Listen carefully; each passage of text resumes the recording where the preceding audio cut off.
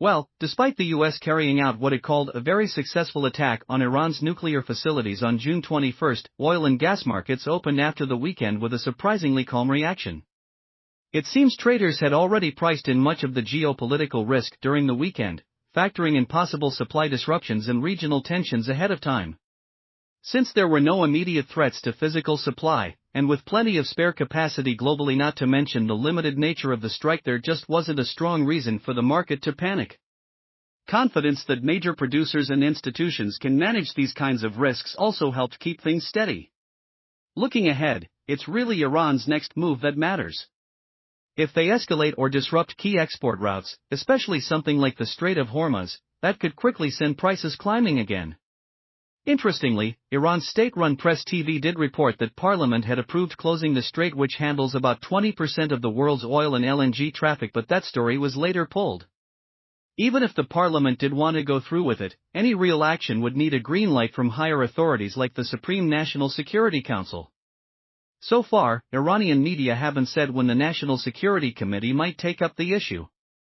Many experts consider a prolonged Strait of Hormuz disruption less likely due to the U.S. naval presence in the region, as well as the potentially stark impacts on Iran's own oil exports. Meanwhile, Canada just hit a major milestone with its first LNG production at the Kitimat terminal, and that could have some ripple effects on U.S. natural gas prices. With Canadian gas now heading overseas instead of flowing south into the U.S., cross-border pipeline supply might tighten a bit. That could mean less gas available domestically, which may put upward pressure on Henry Hub prices.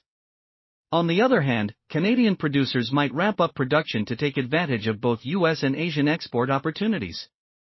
Since Canada has abundant oil and gas resources, this increased competition could significantly push down natural gas prices in the North American market. In the U.S., extreme heat warnings are in place across several major regions, including New York, Chicago, and Philadelphia, with temperatures climbing as high as 99 degrees Fahrenheit or 37 degrees Celsius. This kind of heat usually drives up electricity demand for air conditioning, which in turn boosts natural gas usage for power generation.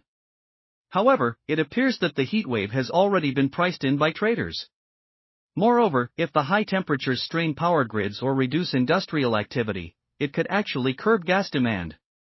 On top of that, early July weather forecasts are trending cooler, which may add further bearish pressure on natural gas prices. As of June 22, natural gas futures are trading near $3.89, with short-term forecasts pointing to a possible move lower. Recent technical analysis supports this bearish view, highlighting the $3.45 level as a neckline in a double top formation, which signals additional downside risk. That said, price action is likely to remain volatile over the coming week, driven by a mix of technical factors and geopolitical tensions, which remain highly unpredictable and could push prices in either direction depending on how the situation develops. Please like, subscribe, and comment to support the channel. See you in the next one.